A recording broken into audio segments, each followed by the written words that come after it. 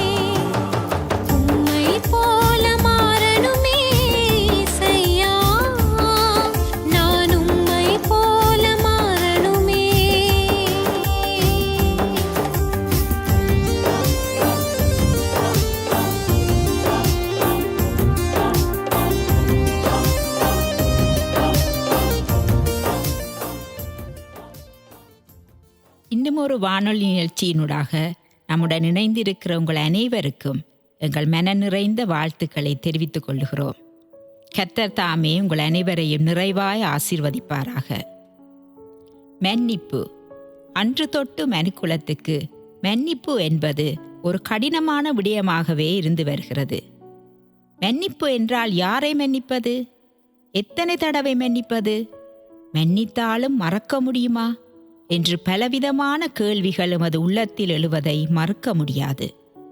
அடுத்த பக்கத்தில் மன்னிப்பு கேட்பது உண்மையாகவே நம் பக்கத்தில் தவறு இருந்தாலும் நமக்குள் இருக்கும் பெருமை மன்னிப்பு கேட்க விடாது. இது தேவனுக்கு பிரியமாயிருக்குமா? இல்லையே. பாருங்கள், நாங்கள் இப்பொழுது நிகழ்ச்சிக்குள் போவோம். மன்னிப்பு, ஒரு சாரி, இதை சொல்லிட்டு எல்லாம் சரியாயிடுமே. என்ன வாணி, உனக்குள்ளேயே பேசிக்கொண்டு என்ன நடந்தது? எவ்வளவுக்கு தான் பொறுக்கிறது சொல்லு பாபம். எனக்கெல்லாம் விரத்தே போச்சு. ஏன், என்ன நடந்தது? யார் உன்னை இப்போ வேதனைப்படுத்தினது? என்ன பிள்ளைகள் ரெண்டு பேரும் ஏதோ சீரியஸாக பேசிக்கொண்டிருக்கிறீர்கள்? அக்கா, இந்த வாணி ஏதோ குழம்பி போய் இருக்கிறாள் அக்கா, நீங்களே கேளுங்கோ. என்ன நடந்தது வாணி? சொன்னா தானே எங்களுக்கு விளங்கும். இவர் அதுதான் என்ற மனுஷன் அட்டகாசம். இனி என்னால் பொறுக்கவே இல்லாது. குடிச்சு போட்டு வந்து அடிக்கிறார், பிறகு ஒரு சொறி கேட்கிறார், இனி இப்படி நடக்காது என்று சொல்லுவார். பிறகும் அதே கதை தான். எத்தனை தரம் தான் மன்னிப்பு மன்னிப்பு மன்னிப்பு. இனி முடியவே முடியாது. நான் ஒரு முடிவு எடுக்க போகிறேன். பொறு பிள்ளை பொறு, அவசரப்படாத. அந்த மனுஷன் மன்னிப்பு கேட்குறத பார்த்தா அவரால் அந்த பழக்கத்தை விட்டு விட முடியாமல் கஷ்டப்படுறார் போல இருக்கு. வாணி, நீ தானே அவர்கிட்ட துணை. மன்னிப்பு கொடுக்கறதுன்றது சும்மா மன்னிச்சிட்டேன் விட்டுட்டு போகிற இல்லை, மன்னிப்போட அன்பையும் காட்டணும் பிள்ளை. எத்தனை தரம் மன்னிப்பது என்று கேட்டியே, நாங்கள் ஆண்டவர்கிட்ட மன்னிப்பு கேட்க இது எத்தனையாவது தரம் என்று அவர் எங்கள்கிட்ட கேட்டாருண்டா முடிஞ்சு கதை. கேட்குறாரா? அப்படி இல்லை. அரமண்டல ஜெபத்தை ஒருக்கா சொல்லி பாருங்கோ, அப்போ விளங்கும். சரி அக்கா, நான் கொஞ்சம் பார்க்குறேன். ஆனால் பிற நானாவும் ஆவண்ணாவும் சமாதானமாக போ. உண்ட அன்பும் பரிவும் அவருக்கு இப்போ நிறைய தேவை, அதை போய் கொடு. சரி அக்கா, மனசு கொஞ்சம் ஆறுதலாக இருக்குது. நான் வாரேன். இயலாமையில் நான் கூட இருந்து அவரை சரிப்படுத்துவேன். ரொம்ப நன்றி. பிரியமானவர்களே, கிரேஸ் அக்கா சொன்னது வாணிக்கு மட்டுமல்ல, நாம் அனைவருக்கும் தான். நாம் பிறருக்கு மன்னிப்பது போல எமக்கு மன்னியும் என்று ஆண்டவரிடம் சொல்லி ஜெபித்துவிட்டு ஏன் பிறரை மன்னிப்பதில் தாமதம் காட்டுகிறோம்? இன்னும் சிலர் நான் மன்னிக்கிறதற்கு அவர்கள் என்னிடம் மன்னிப்பே கேட்கவில்லையே என்று சொல்லக்கூடும். இந்த இடத்தில் ஆண்டவராகிய இயேசு சிலுவையிலிருந்து சொன்ன முதலாம் வார்த்தையை உங்கள் கவனத்துக்கு கொண்டு வர விரும்புகிறேன். லூக்கா 23:34 பிதாவே, இவர்களுக்கு மன்னியும், தாங்கள் செய்கிறது இன்னதென்று அறியாதிருக்கிறார்களே என்று ஆண்டவர் தன்னை துன்பப்படுத்தியவர்களுக்காக வேண்டிக் கொண்டதை காண்கிறோம். அவர்கள் ஆண்டவரை துன்பப்படுத்தினார்கள், தலையில் குட்டினார்கள், முகத்தில் துப்பினார்கள், வாரினால் அடித்தார்கள், கன்னத்தில் அறைந்தார்கள், அவருடைய ஆடையை உருவி அதன் மேல் சீட்டு போட்டார்கள். இவர்களில் யார் ஆண்டவரிடம் வந்து மன்னிப்பு கேட்டார்கள்? எவருமே தாங்கள் செய்தது பாவம் என்று உணரவும் இல்லை, மன்னிப்பு கேட்கவும் இல்லை. ஆனால் ஆண்டவர் அவர்களை மன்னித்து பிதாவிடத்தில் வேண்டிக் கொண்டார்.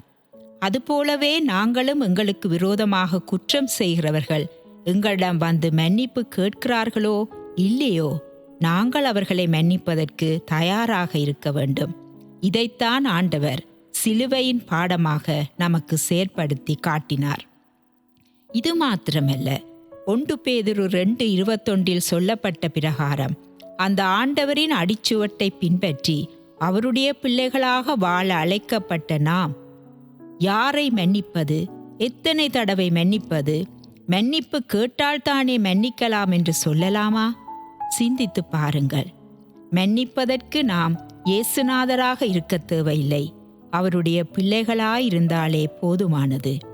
அவருடைய பிள்ளைகளாயிருப்பதற்கு அவருடைய வார்த்தையில் தங்கி வாழ்ந்தாலே எமக்குள் அந்த மன்னிப்பின் சுபாவம் தானாக உருவாகிவிடும். எவ்வளவுக்கு ஆண்டவரின் மன்னிப்பை எமது வாழ்விலே உணர்கிறோமோ அந்த அளவுக்கு எமக்குள்ளும் அந்த மன்னிப்பின் சுபாவம் ஊற்றெடுக்கும் என்பதில் சந்தேகமே இல்லை. எனக்கு விரோதமாக ஒருவர் எத்தனையோ காரியங்களை செய்தார். என் மனதை நோகடித்தார், என்னை அவமானப்படுத்தினார், என்னை ஒதுக்கி தள்ளினார், என்னை பற்றி பிறர் மத்தியிலும் அவதூறாக பேசினார். ஆனால் அவரை பற்றி யோசித்து பார்க்கும்போது எனக்கு அவர் மேல் கோபமே வரவில்லை. அவர் இதை தெரிந்து செய்கிறாரா அல்லது தெரியாமற் செய்கிறாரா என்றதான எண்ணமும் அவர் மீது பரிதாபமே வருகிறது. அவர் எனக்கு செய்த எல்லாவற்றையும் நான் மன்னிக்கவும் தயாராக இருக்கிறேன். இது ஒருவரின் உண்மை சாட்சி. அப்படியானால் ஏன் எம்மால் முடியாது? இன்னும் ஒருவர் இப்படி கூறினார், நான் என்னுடைய தாயாரோடு பிரச்சனைப்பட்டு எத்தனையோ வருடங்களாக அவரோடு பேசாமல் இருந்தேன். என்னுடைய உள்ளம் மிகவும் பாரமாகவே இருக்கும். ஆனாலும் நான் ஒரு வைராக்கியத்தில் அப்படியே இருந்தேன். ஒரு நாள் ஆண்டவரின் வார்த்தையை கேட்டு நான் உடைந்து போனேன். படுக்கையில் இருக்கும் எனது தாயாரை நோக்கி ஓடிச் சென்றேன். அவரிடம் மன்னிப்பு கேட்டேன். அன்று என்னுள்ளத்தில் இருந்த அந்த பாரம் அப்படியே விலகி போனதை உணர்ந்தேன். இவ்வளவு காலமும் இந்த மன்னிப்பை கேட்காமல் ஒரு பாரத்தை சுமந்து வந்திருக்கிறேனே என்று என்னை நானே நொந்து கொண்டேன். இது இன்னொருவருடைய சாட்சி. மன்னிப்பின் இன்னும் ஒரு பக்கமும் உண்டு. மன்னிப்பு கொடுப்பது ஒரு பக்கம் என்றால், அடுத்த பக்கத்தில் நாம் தப்பு செய்துவிட்டால் அது தவறில்லை என்று நிரூபிப்பதை விட்டு நம்மால் தாக்குண்டவர்களிடம் மன்னிப்பு கேட்கவும் நாம் தயாராக இருக்க வேண்டும். அநேகமாக நமது தற்பெருமை இதற்கு தடையாக நிற்கும். அதை உடைத்தெறிந்து விடுவது நல்லது. இதன் இன்னுமொரு பகுதியும் உண்டு. நாம் தப்பு செய்யாவிட்டாலும் சில சமயம் நாம் செய்யும் நல்ல காரியங்களோ அல்லது நாம் செய்ய தவறிய நன்மைகளினாலே யாராவது பாதிக்கப்பட்டாலும், அதாவது நம்மில் தவறு இல்லை என்றாலும், நம்மால் ஒருவர் பாதிக்கப்பட்டு விட்டார் என்று அறிந்தாலே முன் சென்று அவரிடம் மன்னிப்பு கேட்கவும் நாம் தயங்கக்கூடாது. பிரியமானவர்களே, நாம் தேவனுடைய பிள்ளைகள் என்பது மெய்யானால் பிறரை மன்னிக்கவும் பிறரிடம் மன்னிப்பு கேட்கவும் தயக்கம் காட்டக்கூடாது. பிரச்சனைகள் எழும்பும் போது மன்னிப்பு என்ற மகத்தான விடயம் அங்கே தோன்றுமானால் எழும்பிய பிரச்சனை உருத்தெரியாமல் மறைந்துவிடும். மன்னிப்பு கொடுத்தும் மன்னிப்பு கேட்டும் பாருங்கள். அதில் கிடைக்கும் சந்தோஷமும் சமாதானமும் என்னவென்பதை நீங்களே புரிந்து கொள்வீர்கள். விழுந்து போன இந்த உலகில் வாழுகின்ற நாமும் பல தடவைகளிலும் தவறிவிடுகிறோம். நம்மை சுற்றி இருப்போரும் தவறிவிடுகிறார்கள். ஆனாலும் நாம் அனைவரையும் எப்போதும் மன்னிக்க கர்த்தர் தயை பெருத்தவராயிருக்கும் போது நமது காரியம் என்ன? ஒரு முக்கியமான விடயத்தை உங்களுக்கு நினைவுபடுத்த விரும்புகிறோம். மெய்யாகவே நாம் ஆண்டவருடைய மன்னிப்பை பெற்று மறுவாழ்வு, அதாவது புதுப்பிக்கப்பட்ட புதுவாழ்வு பெற்றிருப்பது மெய்யானால் அடுத்தவரை மன்னிப்பது நமக்கு ஒரு விடயமாகவே இருக்காது. நான் என் சகோதரனுக்கு எத்தனை முறை மன்னிக்க வேண்டும், 7 தரமோ என்று கேட்டதற்கு ஆண்டவர் 770 தரம் என்று சொன்னதிலிருந்து அந்த மன்னிப்புக்கு அளவு கிடையாது என்பது நமக்கு விளங்க வேண்டும். எனவே மன்னிப்பு கொடுப்பதற்கு ஒரு அளவு கிடையாது. ஆண்டவர் எப்படியாக எம்மை மன்னிக்க எல்லா வேளைகளிலும் ஆயத்தமாயிருக்கிறாரோ அதுபோலவே நாமும் மற்றவர்களை மன்னிக்க பின்னிற்க கூடாது. மன்னிப்பு ஒப்புரவாகுதலுக்கு வழிவகுக்கும். மத்தேயு 5:23 ஆண்டவர் இயேசு, நீ பலிபீடத்தண்டையில் உன் காணிக்கையை செலுத்த வந்து உன் சகோதரனுக்கு உன் பேரில் குறைவுண்டு என்று நினைவு கூறுவாயாகில் காணிக்கையை அங்கேயே வைத்துவிட்டு முதலில் சென்று உனது சகோதரனோடு ஒப்புரவாகி பின்பு உனது காணிக்கையை செலுத்துவாயாக என்கிறார். உள்ளத்தில் நாம் குறைகளோடு இராமல் மன்னிக்கவும் மன்னிப்பு கொடுக்கவும் நாம் தயங்கக்கூடாது. இது நம்மால் முடியாத காரியம் என்று தயங்க தேவையில்லை. தேவனுடைய பெலத்தினால் இதனை செய்ய எம்மால் முடியும். எம்மால் முடியாது என்று நாம் நினைக்கின்ற வேளையில்தான் தேவனுடைய கிருபை எம்மை தாங்குகிறதாயிருக்கிறது. அவருடைய கிருபையால், அவருடைய பெலத்தால் எம்மால் இதை செய்ய முடியும் என்ற நம்பிக்கையோடு கூட பயணிப்போம். நம்முடன் யாராவது முரண்பாட்டில் இருப்பார்களானால் இந்த இரவில் அவர்களை மன்னித்து நாளை விடியும் போது அவருடன் ஒரு அன்பின் உறவை ஏற்படுத்துகின்ற உறுதியோடு கர்த்தரிடம் நம்மை ஒப்புவிப்போமா? ஜெபம் செய்வோம். எங்களை நேசிக்கிற அன்பின் ஆண்டவரே, எங்களுக்கு நீங்கள் கொடுத்த அந்த மன்னிப்பு அளவிட முடியாதது சுவாமி. உங்களிடத்திலிருந்து அந்த மன்னிப்பை பெற்றுக்கொண்ட நாங்கள் எங்களுக்கு விரோதமாக குற்றம் செய்கிறவர்களை மன்னிக்கவும், நாங்கள் தவறு செய்யும் போது அவர்களிடத்திலே மன்னிப்பு கேட்கவும் ஆயத்தமுள்ளவர்களாயிருக்க எங்களுக்கு கிருபை செய்யும்படியாய் உங்களிடத்திலே நாங்கள் வேண்டி நிற்கிறோம். கர்த்தாவே, நீங்கள் எங்களை மன்னித்தது போல நாங்களும் மற்றவர்களை மன்னிக்கத்தக்க அந்த உள்ளத்தை எங்களுக்கு தரும்படியாக உங்களிடத்திலே ஒப்பு கொடுத்து இயேசுவின் நாமத்திலே ஜெபிக்கிறோம் பிதாவே, ஆமேன். நிகழ்ச்சி குறித்த உங்கள் கருத்துக்களை எங்களுக்கு எழுதி அனுப்புங்கள். எழுத வேண்டிய முகவரி: நம்பிக்கை நாயகி, தபால் பெட்டி இலக்கம் 2, புத்தளம். SMS அல்லது வாட்ஸ்அப் மற்றும் மிஸ்கால் மூலம் எங்களை தொடர்பு கொள்ளலாம். தொடர்பு கொள்ள வேண்டிய தொலைபேசி இலக்கம் 071 99 333 44 0719 93 33 44. மீண்டும் அடுத்த நிகழ்ச்சியில் உங்களை சந்திப்போம். நன்றி.